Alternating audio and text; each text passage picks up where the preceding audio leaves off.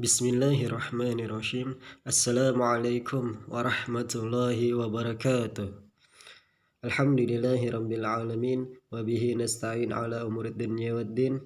Wassalatu wassalamu ala ashrafil anbiya'i wal mursalin. Sayyidina wa maulana Muhammadin wa ala alihi wa sahbihi ajma'in. Rabbi syrah li sadari wa yassir li amri. Wahlul 'uqdatam min lisani yafqahu qawli amma ba'd. Bagaimana kabar kalian semua? Semoga masih dalam keadaan sehat walafiat, terhindar dari segala macam musibah, dari segala macam keburukan, dan semoga senantiasa dalam lindungan dan rahmat Allah Subhanahu wa Ta'ala, dan kemudahan dalam setiap aktivitas kita bersama. Amin ya Rabbal 'Alamin. Alhamdulillahirabbil 'alamin. Puji syukur kehadirat Allah Subhanahu wa Ta'ala, serta salat serta salam tak lupa kita aturkan pada junjungan kita baginda Rasulullah Muhammad sallallahu alaihi wasallam beserta keluarga, sahabat, dan seluruh pengikutnya hingga akhir zaman.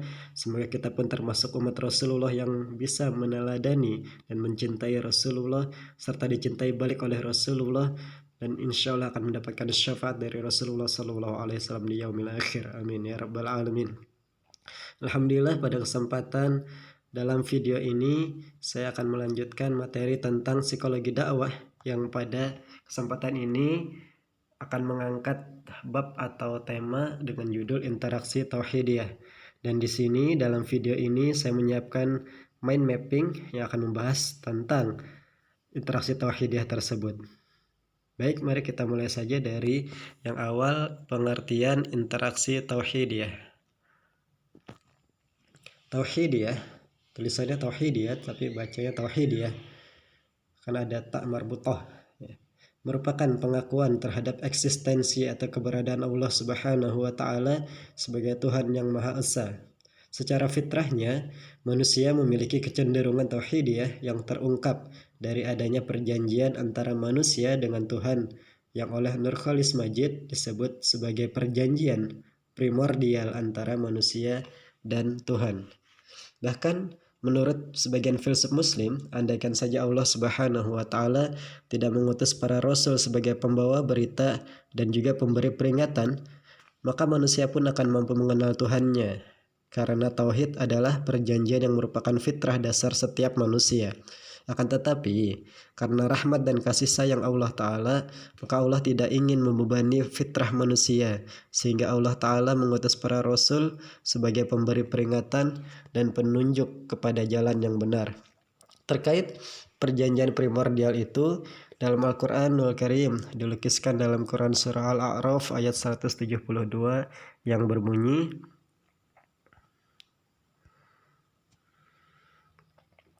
A'udzu billahi minasyaitonir rajim.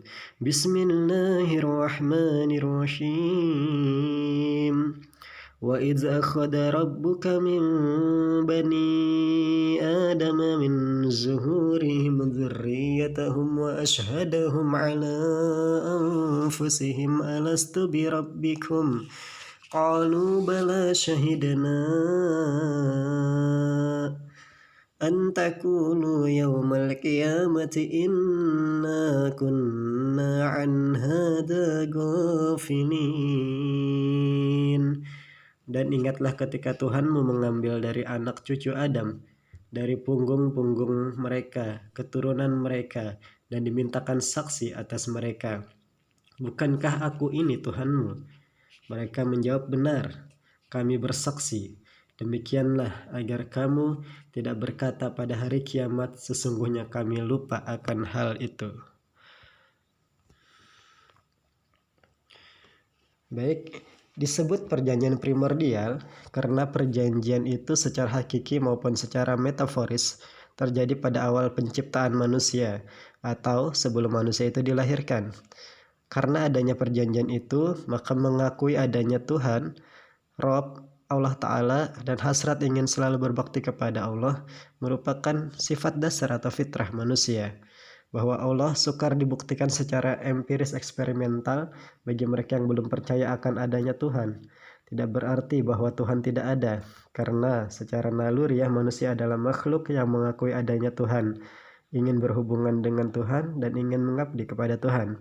Bahkan orang ateis, orang yang tidak beragama pun, yang tidak mengakui adanya Tuhan sekalipun tanpa mereka sadari sebenarnya sudah berketuhanan, namun dalam bentuk mempertuhankan benda, orang, atau gagasan-gagasan tertentu. Nah, pada masa modern, banyak orang bertuhan kepada aliran berpikir materialisme dalam anggapan maupun perbuatan.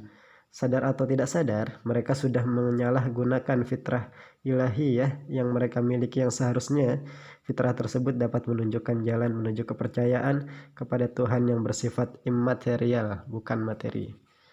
Dalam agama primitif juga terlihat bahwa manusia sebenarnya mengakui sesuatu yang ada di luar dirinya yang memiliki kekuatan. Pengakuan tersebut terlihat dalam keyakinan mereka bahwa benda-benda mati memiliki roh atau jiwa dan memiliki kekuatan magis yang melampaui kekuatan manusia itu sendiri. Al-Quran dalam berbagai ayat mengungkapkan bahwa manusia secara fitrah adalah makhluk berketuhanan, makhluk yang merasakan adanya kekuatan yang berada di luar dirinya. Manusia selain mempunyai potensi positif untuk dapat meningkatkan diri ke derajat yang lebih tinggi atau dekat kepada Tuhannya, juga memiliki potensi negatif yang dapat menjerumuskannya pada martabat hewani atau bahkan lebih rendah daripada itu.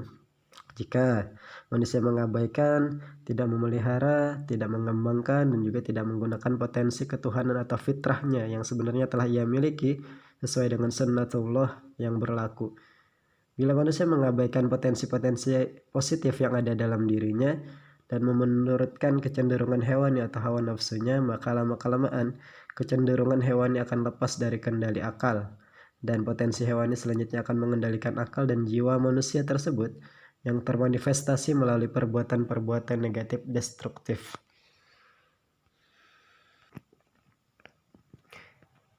Dengan demikian, tauhid ini merupakan salah satu faktor utama yang mengantarkan manusia pada kematangan, keutuhan, dan keseimbangan pribadi serta mendorong manusia untuk bisa mengembangkan dirinya menuju pada kesempurnaan. Seorang dai bertugas mengingatkan manusia untuk kembali kepada fitrah ketauhidannya dan juga mendorong mereka untuk mengaktifkan potensi-potensi positif agar tercipta kematangan dan juga kesempurnaan pribadi. Nah, tugas mengingatkan dan membina mat'u untuk mengembangkan potensi positifnya tersebut menuntut dai untuk juga memiliki sifat dan sikap yang baik. Juga dituntut untuk mengetahui sifat-sifat dan potensi manusia secara umum serta memiliki pengetahuan yang memadai untuk berhadapan dengan masyarakat. Dalam kegiatan dakwah, seorang dai akan bertemu dengan berbagai macam corak manusia. Dai akan berhadapan juga dengan paham-paham, ide, dan karakter yang berbeda-beda pula. Semua itu harus dihadapi dengan cara yang berbeda sesuai dengan tingkat kecerdasan, emosional, perasaan, serta sesuai dengan tabiat masyarakat sasaran dakwah atau yang disebut dengan mat'u. Seorang dai juga harus mempunyai gambaran atau konsepsi yang benar tentang Allah Ta'ala dan sifat-sifatnya yang merupakan dasar utama dan inti daripada ajaran Islam. Kalau konsepsi dan pengetahuan tentang Tuhan yang tersirat di dalam hatinya tidak benar atau tidak sesuai dengan konsepsi Islam, maka bagaimana mungkin mereka para dai akan mampu berinteraksi dan menanamkan ajaran yang benar tentang Islam kepada mat'unya. Nah, terkait interaksi tauhidiyah ini, mari kita bahas tentang interaksi tauhidiyah antara dai dengan mat'u.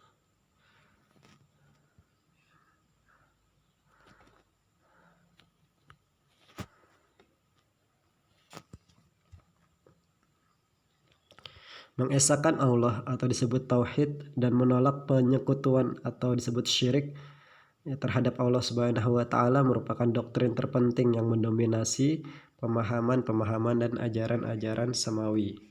Hal tersebut juga merupakan asas daripada segala macam ilmu dan ajaran ilahiyah yang dibawa oleh para nabi dan rasul, sebagaimana tercantum dalam kitab-kitab suci yang diwahyukan kepada mereka. Selain daripada itu, tauhid dan syirik termasuk di antara masalah-masalah yang disepakati oleh seluruh kaum muslimin. Bahkan tak seorang pun berbeda pendapat dalam hal pokok agama atau usuliyat. Umat Islam tidak terkecuali diwajibkan untuk mengesahkan atau menauhidkan Allah dari segi zatnya, perbuatannya, serta ibadah kepadanya. Allah Subhanahu wa Ta'ala adalah satu-satunya ma'bud yang disembah. Tak ada ma'bud selain daripada Allah Ta'ala. Dan sama sekali tidak dibolehkan adanya ibadah kepada siapa dan apapun selain daripada Allah Subhanahu wa Ta'ala. Nah, pengertian ini ditandaskan oleh Al-Quran, As-Sunnah, akal, dan ijma' para ulama. Walaupun ada perbedaan pendapat, para ulama terutama para teolog dan filsuf itu hanya dalam cara pandang terhadap argumentasi ketauhidan dan dalam menentukan macam-macamnya. Nah, di sini ada 4 jenis ya, atau 4 macam tauhid ya. Dalam bahasan interaksi tauhid ya, antara dai dengan mad'u. Oke, kita lihat dulu.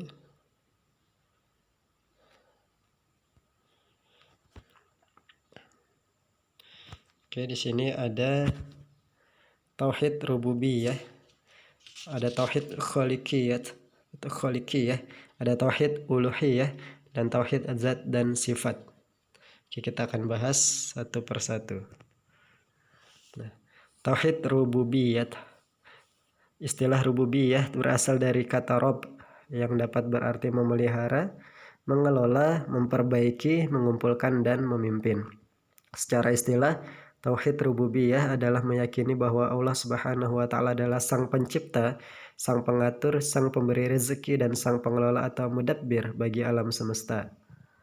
Ya, hal ini mari kita bisa kalian nanti simak atau cek di Quran surah Yunus ayat 3 dan Quran surah Al-Anfal ayat 17 terkait dengan tauhid rububiyah.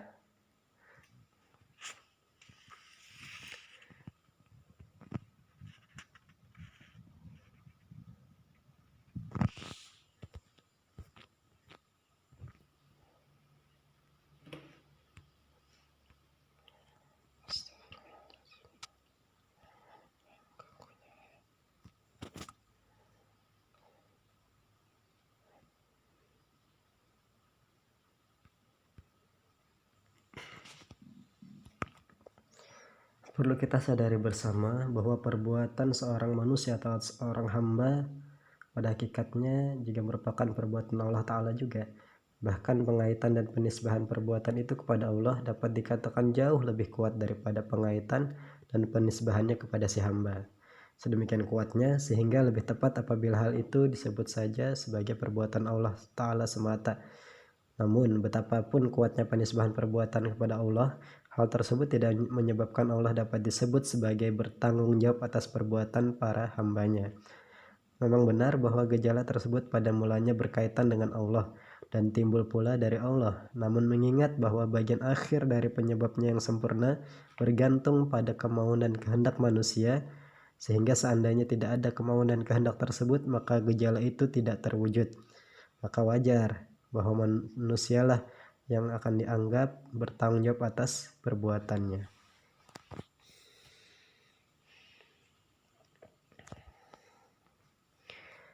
Kita beralih pada tauhid khaliqiyah.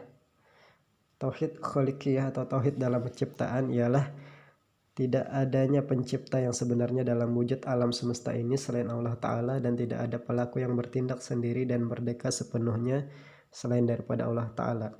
Pembahasan tentang ini silahkan dicek Quran surah Al-A'rad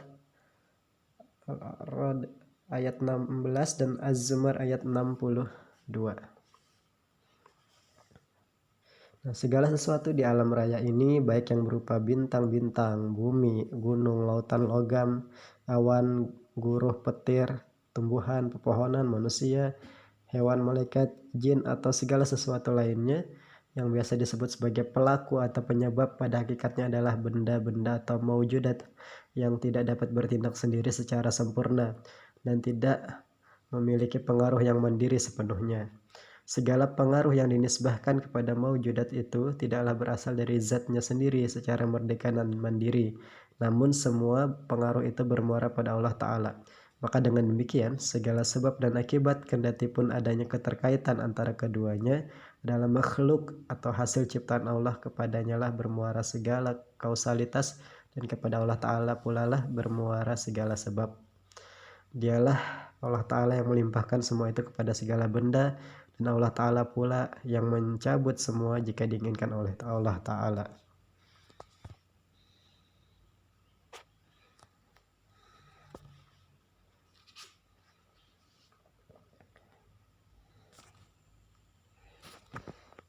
Oke, kita beralih pada tauhid uluhiyah, adalah mengimani Allah sebagai satu-satunya yang harus disembah atau al-ma'bud dan tiada selainnya yang patut untuk disembah. Terkait hal ini bisa dicek Quran surah An-Nahl ayat 36, Quran surah Al-Anbiya ayat 25 dan Quran surah Ali Imran ayat 64. Tentang tauhid uluhiyah ini merupakan pokok yang disepakati oleh seluruh kaum muslimin. Tak seorang pun yang berbeda pendapat dalam hal ini, baik di masa lalu maupun sampai sekarang. Seseorang tidak dapat disebut sebagai muslim sebelum ia mengakui adanya pokok ajaran Islam. Pokok utama setiap dakwah para nabi dan rasul sepanjang masa adalah menyeru manusia agar menunjukkan ibadah atau melakukan ibadah hanya kepada Allah Ta'ala yang Maha Esa, seraya menjauhkan diri dari menunjukkannya kepada apa dan siapapun selain daripada Allah. Tauhid dalam uluhiyah serta pembebasan diri dari belenggu kemusyrikan dan keberhalaan merupakan yang terpenting di antara ajaran agama samawi dan yang paling menonjol di antara risalah para nabi. Sedemikian pentingnya, maka seolah-olah para nabi dan rasul tidaklah diutus kecuali demi satu sasaran saja, yaitu memperkukuh fondasi tiang panjang tauhid serta pemberantasan kemusyrikan. Ya.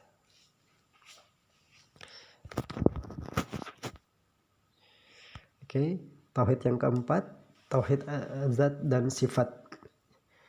Tauhid zat dan sifat maksudnya ialah bahwa Allah Ta'ala adalah Maha Esa, tak ada yang menyamainya dan tak ada padanan baginya baik dari zatnya maupun sifatnya. Lebih daripada itu, mustahil ada yang mampu menyamai Allah Ta'ala dan menjadi padanan baginya. Terkait tentang tauhid zat dan sifat bisa dicek di Quran surah Asy-Syu'ara ayat 11 dan Quran yang kita hafal bersama Al-Ikhlas ayat 1 sampai 4. Tauhid zat juga merupakan keyakinan bahwa tidak ada seseorang atau sesuatu pun yang menyamai Allah Ta'ala, tidak dapat dilihat dengan mata dan tidak dapat dicapai dengan akal manusia. Sesungguhnya batas yang dapat dicapai akal adalah sesuatu yang bersifat benda. Nah, sedangkan Allah Ta'ala jelas bukan benda. Allah yang menciptakan segala benda, segala makhluk. Benda dapat diketahui susunannya dan Allah tidak dapat diketahui susunannya. Zat Allah adalah zat yang maha suci dan maha bersih yang tidak dapat dibagi-bagi dan juga tidak menyerupai sesuatu apapun, sehingga kita tidak bisa membayangkan Allah Ta'ala seperti apa, karena yang ada di otak kita yang bisa kita bayangkan hanyalah apa yang pernah kita lihat. Sementara kita tidak pernah melihat Allah Ta'ala. Bahkan tidak bisa kita bayangkan Allah Ta'ala mirip apa, menyerupai apa, tidak bisa. Nah, Allah sebagai zat yang maha mulia mempunyai nama yang terbaik dan mempunyai sifat-sifat yang tinggi dan agung yang disebut dengan Asma'ul Husna yang diturunkan Allah melalui kitab-kitab Allah dan melalui lisan para nabi dan rasulnya. Karena Allah menyuruh manusia untuk berdoa kepadanya dengan nama-nama yang baik tersebut. Ya, sebagaimana yang ada di Quran surah Al-A'raf ayat 190.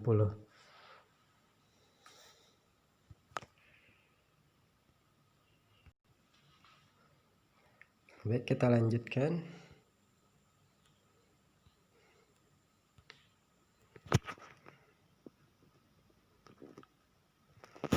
Tentang interaksi tauhid ya, halangan dan rintangannya. Dai dan mat'u adalah dua faktor terpenting ya dalam proses dakwah di samping faktor pendukung yang lain. Tanpa adanya salah satu dari dua unsur tersebut maka dakwah tidak akan dapat terlaksana. Nah, salah satu ciri dakwah yang efektif adalah adanya hubungan yang baik antara dai dengan mat'u, sehingga akan menghasilkan hubungan interpersonal atau hubungan batin yang semakin baik. Kedekatan hubungan antara kedua belah pihak boleh jadi terjadi secara alamiah karena bertemunya dua unsur yang saling membutuhkan dan mendukung, namun bisa juga merupakan hasil dari kerja keras dakwah yang efektif, yaitu melalui usaha yang konsisten dan lama. Dalam meningkatkan hubungan antara dai dan mat'u, bila terjadi persamaan unsur maka tidak dibutuhkan upaya yang keras dari seorang dai. Namun bila persamaan unsur secara alamiah tidak ada, maka dai perlu mengupayakan hubungan yang baik dengan mengetahui kondisi mat'u dan menggunakan faktor-faktor pendukung dakwah seperti metode, materi, dan etika yang sesuai dengan kondisi mat'u tersebut. Interaksi tauhidiyah sebagai suatu upaya untuk menyebarkan dan menanamkan nilai ketauhidan kepada mat'u sesungguhnya merupakan misi dakwah para rasul yang berdiri di atas sendi-sendi ketauhidan, yaitu penyerahan dan pengikhlasan diri yang sepenuhnya kepada Allah Subhanahu wa taala dan menafikan ketundukan kepada selain dari Allah taala. Mengajak kepada loyalitas dan penyerahan diri secara total kepada Allah taala atau tauhid bukanlah hal yang mudah, karena sering berlawanan dengan beberapa hal. Nah, di sini ada dua hal yang menjadi halangan atau rintangan untuk menjalin interaksi tauhidiyah tadi. Pertama, terkadang seorang dai dalam menyampaikan ajaran tauhid bisa berlawanan, ya, mendapatkan halangan dari hukum-hukum yang dibuat oleh manusia, terutama para penguasa yang zalim dan tirani serta otoritas keagamaan yang haus akan popularitas dan kekuasaan dan ingin terus mempertahankan status quo-nya. Nah, bahkan tidak jarang dai ini ajaran Islam yang dibawa dianggap sebagai ancaman yang serius terhadap eksistensi mereka tadi. Nah, apalagi ketika para penguasa tunduk kepada hawa nafsu dan lari dari nilai keagamaannya, maka ketika itu pula dakwah kepada akidah tauhid bisa menjadi ancaman juga bagi mereka. Nah, pada kondisi seperti ini, tidak jarang para penguasa atau otoritas keagamaan mengadakan perlawanan dengan berbagai macam cara. Hal inilah yang sering dialami oleh para nabi dan rasul ketika mereka ingin mengajak kaum dan pembesarnya kepada ketauhidan dengan menyerukan, wahai kaumku, sembahlah Allah, tiada bagimu Tuhan selain daripadanya. Yang terjadi justru adanya perlawanan dan keinginan dari berbagai pihak untuk menghalangi dakwah, terutama mereka yang merasa tidak nyaman dan takut kepentingan politik ataupun ekonomi mereka akan terganggu. Oleh karena itu, dakwah Islam kepada ajaran tauhid dan loyalitas serta pengabdian hanya kepada Allah Ta'ala bukan hanya sebatas permasalahan teologi atau ilmu kalam atau akidah ketuhanan saja, namun merupakan ajakan untuk mengadakan perubahan sosial terhadap masyarakat yang hidup dalam kemusyrikan dan terhadap penguasa tirani dan otoriter yang dengan kekuasaannya dapat melakukan berbagai macam cara untuk memenuhi keinginan mereka walaupun dengan cara menindas rakyat. Bahkan tidak jarang sebagian penguasa mengumumkan kekuasaan mutlak bahkan sampai ke derajat pengutusan sendiri seperti yang diungkapkan oleh Firaun. Ya. Terkait hal ini bisa dicek di Quran surah Al-Qasas ayat 38 dan An-Nazi'at ayat 24 dan Al-A'raf ayat 127 tentang kisah Nabi Musa alaihissalam yang berdakwah ditentang oleh seorang penguasa yang kita kenal dengan Firaun. Ya. Kemudian tadi halangan rintangan kedua adalah tradisi masyarakat jahiliyah yang menyalahi nilai-nilai ketauhidan secara turun-temurun. Ini tentu tidaklah mudah. Ya, apalagi kalau ada tadi penguasa otoritas keagamaan yang otoriter. Maka pada situasi seperti ini seorang dai harus mempersiapkan diri dengan sebaik mungkin karena tidak menutup kemungkinan nyawa menjadi taruhannya. Kalau sekarang mungkin mudah kita untuk berdakwah, ya, termasuk melakukan interaksi tauhidiyah kepada mat'u ketika kita berada di suatu wilayah yang mana pemimpinnya juga beragama Islam, kan, sehingga tentu tidak akan menentang ajaran-ajaran Islam, justru memberikan dukungan secara baik terhadap dakwah Islam. Tinggal bagaimana cara berdakwahnya, tinggal apa yang didakwahkan. Jangan sampai melakukan dakwah yang justru akan menyebabkan lunturnya nilai keimanan, nilai tauhidiyah, dan juga nilai keislaman yang sempurna yang sebagaimana diajarkan Rasulullah Shallallahu Alaihi Wasallam. Sehingga ya berusahalah untuk menjadi Islam moderat dan melakukan moderasi beragama kepada masyarakat.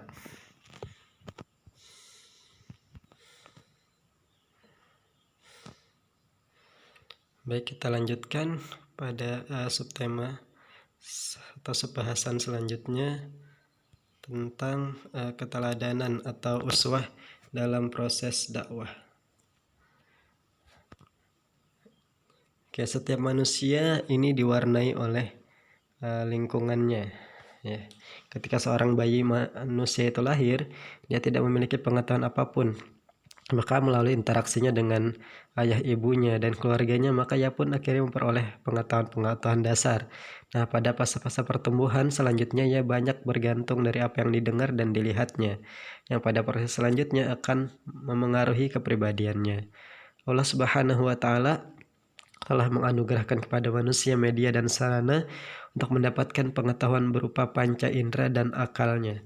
Melalui pendengaran dan penglihatan, seorang anak belajar dari orang di sekitarnya bagaimana harus bertindak, bertingkah laku. Barulah menjelang dewasa, akalnya berfungsi untuk membedakan mana yang baik dan mana yang buruk, mana yang benar dan mana yang salah dari apa yang didapatkan dari orang di sekitarnya tersebut. Faktor utama yang menyebabkan seorang anak menurut atau mengikuti lingkungannya atau orang yang lebih dewasa darinya adalah keinginan untuk menyerupai, yang dalam lapangan psikologi ini disebut dengan proses identifikasi ya. Di mana hampir setiap orang berusaha mengidentifikasi dirinya dengan orang yang dikaguminya. Khususnya anak-anak yang menurut penelitian karena kekaguman mereka terhadap orang tua sehingga menimbulkan proses identifikasi. Maka dengan demikian faktor paling dominan yang memengaruhi manusia pada awal pertumbuhannya adalah peneladanan sikap, pemikiran, serta perilaku orang-orang di sekitarnya. Nah, setelah seseorang menginjak dewasa, maka pengaruh lingkungan tetap mewarnai kepribadiannya. Pengaruh lingkungan terhadap orang dewasa juga terlihat dari bagaimana seseorang sangat terpengaruh oleh adat istiadat, pendidikan, dan sebagainya. Kadang-kadang, seseorang akan melakukan yang namanya taklid atau peneladanan tanpa mempertimbangkan akal atau istilahnya ikut-ikutan pada adat, bahkan sampai pada tingkatan pengultusan dan fanatisme buta yang sudah mendarah daging dan bahkan sulit untuk dilepaskan. Melihat proses kejiwaan manusia ini, maka masyarakat sebagai kumpulan individu sudah pasti akan terkena pengaruh dari keteladanan dan juga taklid, baik pengaruh positif ataupun pengaruh negatif. Oleh karena itu, Islam sangat menaruh perhatian terhadap pemeliharaan masyarakat, yakni dengan menghidupkan amar ma'ruf dan nahi mungkar. Karena itu Islam memerintahkan kita agar mengambil contoh atau keteladanan dari baginda Rasulullah Muhammad SAW dan para ahlul khair atau orang-orang yang baik, ahli kebenaran dan mereka yang berakidah lurus. Secara tegas Islam menyuruh umatnya mengambil keteladanan dari baginda Rasulullah Muhammad SAW sebagaimana bisa kita simak di Quran surah Al-Ahzab ayat 21. Laqad kana lakum fi Rasulillahi uswatun hasanah liman kana yarjullaha wal yawmal akhir wa dzakarallaha katsira. Sesungguhnya telah ada bagi kamu sekalian pada diri Rasulullah uswah hasanah, keteladanan yang baik bagi orang yang mengharap ridho Allah dan hari akhir serta berzikir kepada Allah dengan zikir yang banyak.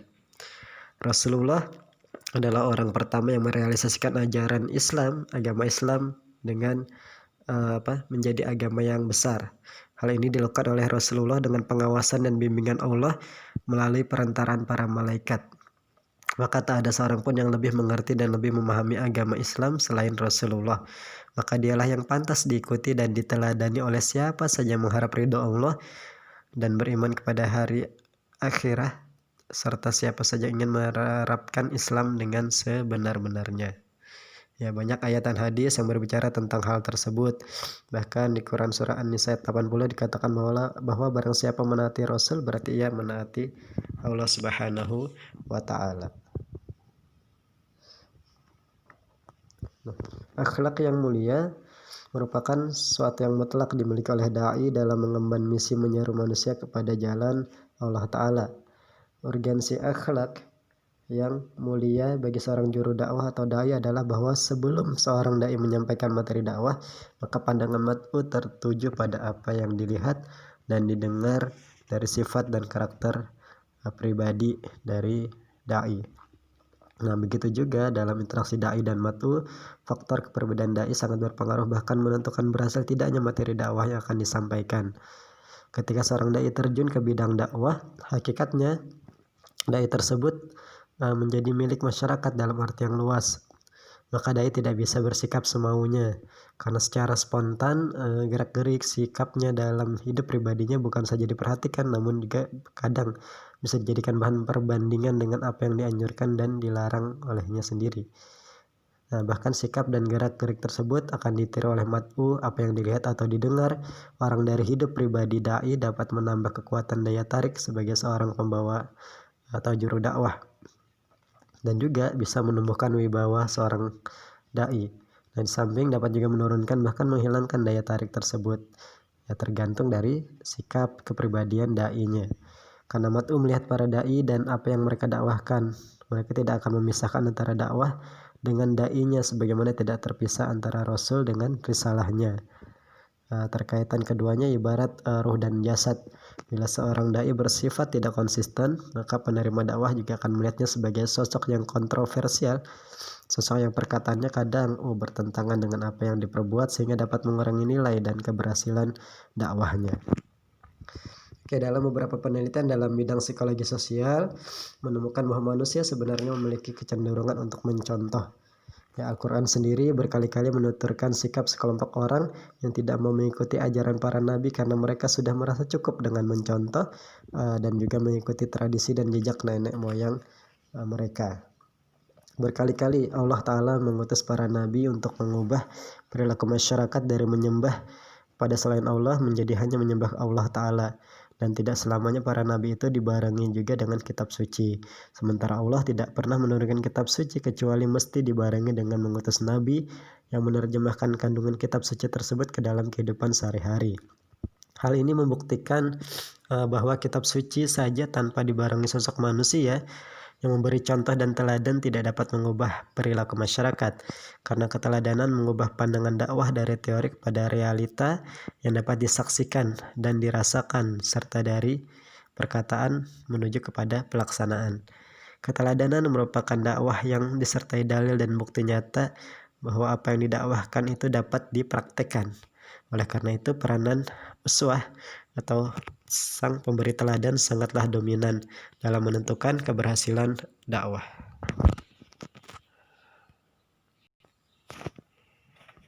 Oke, terkait dengan keteladanan ini tadi selain dicek di Quran surah Al-Ahzab ayat 21, juga bisa tadi dicek di Quran surah An-Nisa ayat 80 dan juga Az-Zukhruf ayat 22 dan 23. Oke, kita lanjutkan.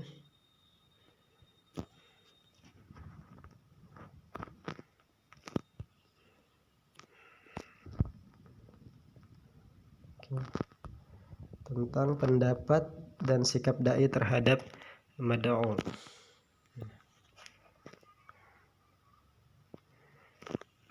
Dakwah sebagai suatu aktivitas keagamaan atau ibadah bukanlah hal yang mudah untuk dilakukan, karena seorang dai harus mempersiapkan diri secara keilmuan, mental, ataupun spiritual.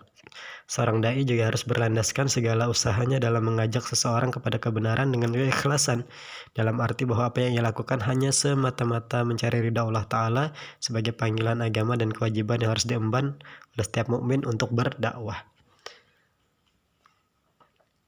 Nah, dalam berdakwah, seorang dai hanya dituntut untuk dapat menyampaikan kebenaran kepada seluruh lapisan masyarakat tanpa harus membedakan status atau strata sosial sesuai dengan firman Allah Ta'ala, dan tiada bagimu hanya untuk menyampaikan. Apapun hasil dari dakwah sepenuhnya merupakan hak Allah Ta'ala. Allah yang akhirnya akan menentukan siapa yang dibukakan hatinya untuk diberi hidayah untuk melihat kebenaran, dan siapa yang dikunci dan ditutup hatinya dari kebenaran sehingga ia termasuk pada golongan orang yang tersesat atau zalim. Nah, hal ini tercermin dalam sejarah perjalanan Rasulullah SAW dalam berdakwah kepada paman beliau sendiri, Abu Thalib, yang akan mendekati ajalnya namun belum sempat berikrar untuk memeluk Islam. Maka Rasulullah SAW memohon kepada Allah agar Abu Thalib diberikan hidayah untuk dapat memeluk Islam, mengingat pamannya adalah orang yang selalu berdiri di samping beliau dalam suka dan duka demi tegaknya ajaran Islam yang beliau bawa. Namun Allah menjawab lain, seperti yang terungkap di Quran surah Al-Qasas ayat 56. Innaka la tahdi man ahbabta walakinallaha yahdi man yasha'u wa huwa a'lamu bil muhtadin. Sesungguhnya engkau tidak dapat memberikan hidayah kepada orang yang engkau cintai, tetapi Allah akan memberikan hidayah kepada siapa saja yang Ia kehendaki. Nah, dengan demikian bukan berarti bahwa seorang dai tidak memerlukan persiapan dan usaha maksimal dalam menjalankan misi dakwah. Sebaliknya, para dai harus mempersiapkan segala sarana prasarana dengan sematang-matangnya. Pengetahuan tentang aspek psikologis kejiwaan mat'u juga merupakan faktor yang sangat penting guna menyusun strategi dan metode yang sesuai dengan kondisi psikologis mat'u. Oke, sekarang kita akan coba uraikan klasifikasi atau pembagian mat'u berdasarkan sikap mereka terhadap ajakan dai, yaitu di sini terbagi atas 3 ya. Oke.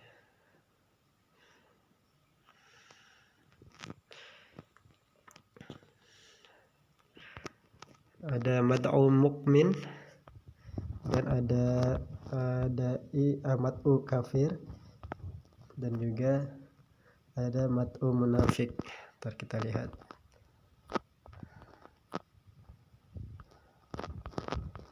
Nah ini.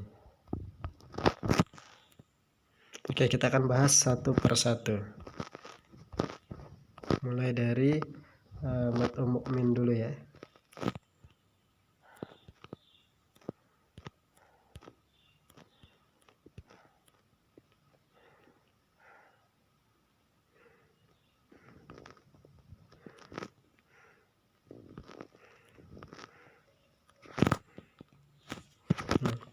Mat'u mukmin. Orang mukmin adalah orang yang percaya akan keberadaan Allah Ta'ala karena iman. Nah, secara bahasa adalah percaya. Namun percaya kepada Allah menurut para ulama jika dikaitkan dengan keimanan dalam Islam adalah ungkapan lisan dan keyakinan hati yang dibarengi dengan perbuatan.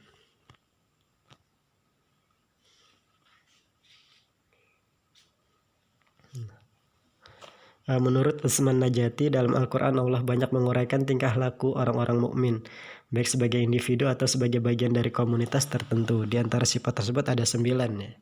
Bisa kita lihat di sini yang warna ungu.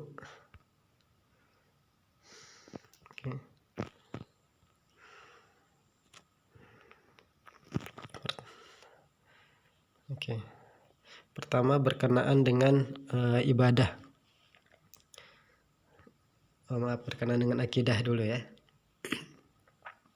Nah, berkenaan dengan akidah ini sifat mukmin, mereka yang beriman pada Allah, para rasul, kitabnya, malaikat, hari kebangkitan dan perhitungan, surga neraka, hal gaib dan qadar.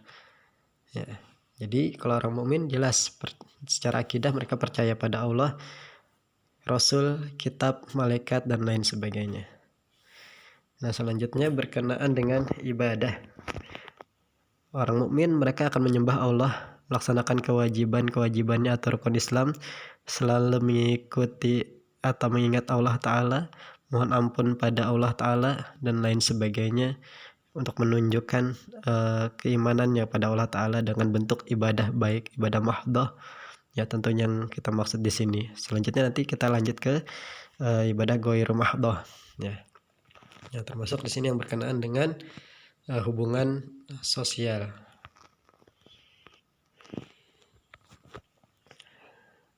Mereka yang beriman dapat bergaul dengan baik, dermawan, suka berbuat kebajikan, bekerja sama, menyeru kepada kebaikan dan mencegah pada kemungkaran.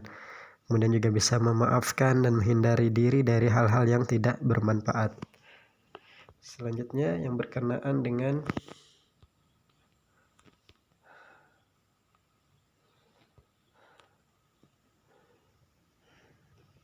hubungan kekeluargaan. Orang mukmin akan berbuat baik kepada kedua orang tua dan keluarga, pergaulan yang baik kepada sesama suami istri, menjaga dan membiayai keluarga dan lain sebagainya. Selanjutnya sifat-sifat moral. Orang mukmin akan sabar, lapang dada, lurus, adil, melaksanakan amanah, menepati janji kepada Allah dan kepada manusia, akan menjauhi dosa, teguh dalam kebenaran dan akan senantiasa beradalah dalam jalan Allah Ta'ala. Selanjutnya sifat-sifat emosional. Orang mukmin secara emosional akan cinta kepada Allah Ta'ala, takut akan azab Allah, senang berbuat kebaikan kepada sesama manusia dan sesama makhluk Allah, bisa menahan amarah dan bisa mengendalikan kemarahannya. Juga memiliki sifat penyayang dan merasa bersalah setelah melakukan dosa. Selanjutnya, sifat-sifat intelektual dan kognitif.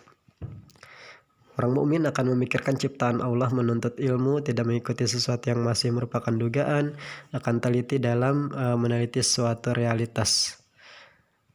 Kemudian sifat-sifat yang berkenaan dengan kehidupan praktis dan profesional.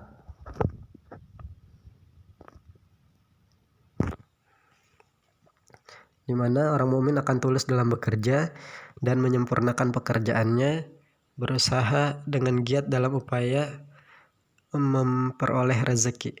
Kemudian terakhir berkenaan dengan sifat-sifat fisik, di mana orang mukmin ini adalah orang yang kuat, sehat, bersih, dan suci dari najis. Jadi sifat orang mukmin. Karena bagaimanapun mereka paham bahwa Allah Ta'ala lebih menyukai mukmin yang kuat dibanding mukmin yang lemah.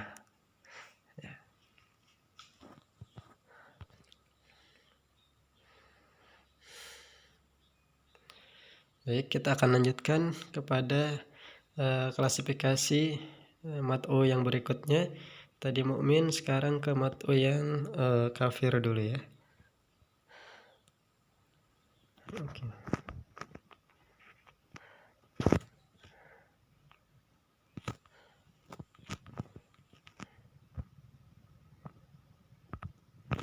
Nah, mat'u kafir. Kata kafir ini berasal dari akar kata kafaro yang berarti menutupi. Nah, seseorang diberi predikat kafir apabila mendustakan kerasulan Muhammad sallallahu alaihi wasallam dan ajaran-ajaran yang dibawa oleh Rasulullah Muhammad sallallahu alaihi wasallam.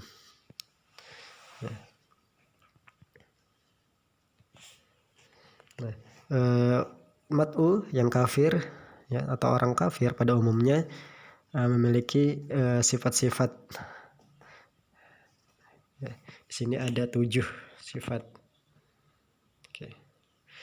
Yang berkenaan dengan akidah, di mana orang kafir tidak beriman kepada akidah tauhid, tidak beriman pada Allah, tidak beriman pada Rasul, hari akhir, hari kemudian, hari perhitungan, hari kebangkitan. Oke, selanjutnya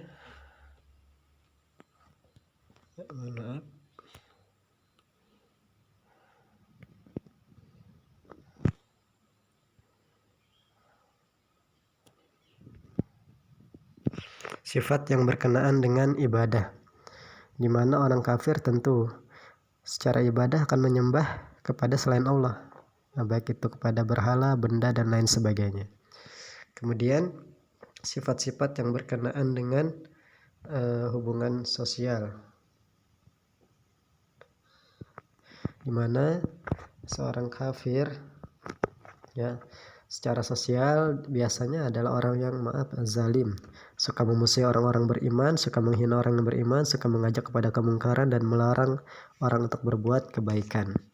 Kemudian sifat yang berhubungan dengan atau berkenaan dengan hubungan keluarga, di mana biasanya orang kafir ini senang memutuskan silaturahim kepada keluarganya. Kemudian sifat-sifat moral, di mana orang kafir ini biasanya mengingkari janji, berlaku serong lah, atau suka menuruti hawa nafsu dan juga sombong. Kemudian sifat-sifat emosional orang kafir, biasanya mereka adalah orang yang benci dan dengki terhadap orang yang beriman, dengki terhadap karunia yang diberikan Allah kepada orang yang beriman, dan lebih senang ketika orang beriman ini susah. Kemudian terakhir adalah sifat-sifat intelektual dan kognitif, di mana orang kafir ini pikirannya statis ya, kalbu hatinya tertutup, kemudian dia taklid buta, ya ikut-ikutan buta terhadap kepercayaan dan tradisi nenek moyang mereka.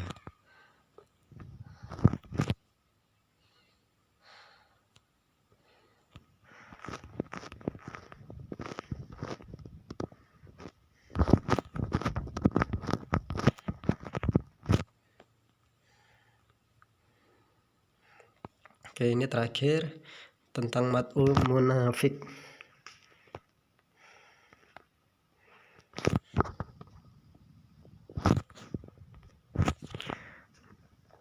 Nifaq adalah salah satu penyakit rohani yang amat berbahaya, dan orang yang memiliki sifat nifaq ini disebut dengan munafik.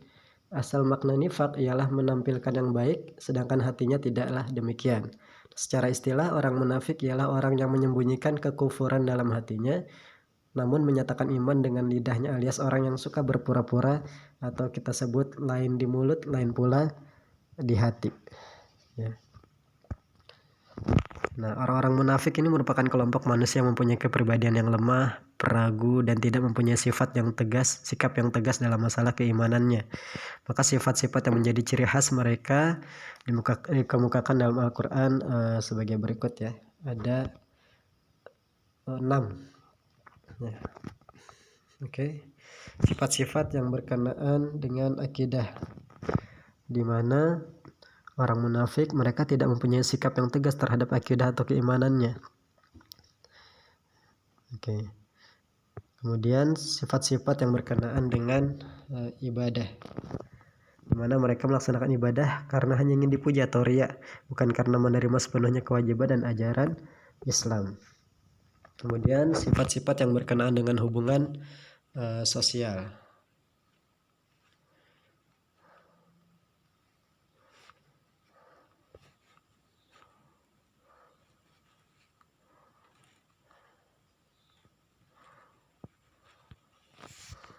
Di mana orang munafik ini menyuruh kepada kemungkaran dan mencegah kepada kebaikan ya. Kebalikan dari orang mukmin. Nah, cenderung untuk memberdayakan orang, bermulut manis untuk menarik perhatian pendengar dan lain-lain sebagainya. Itulah sifat munafik. Kemudian sifat-sifat secara moral.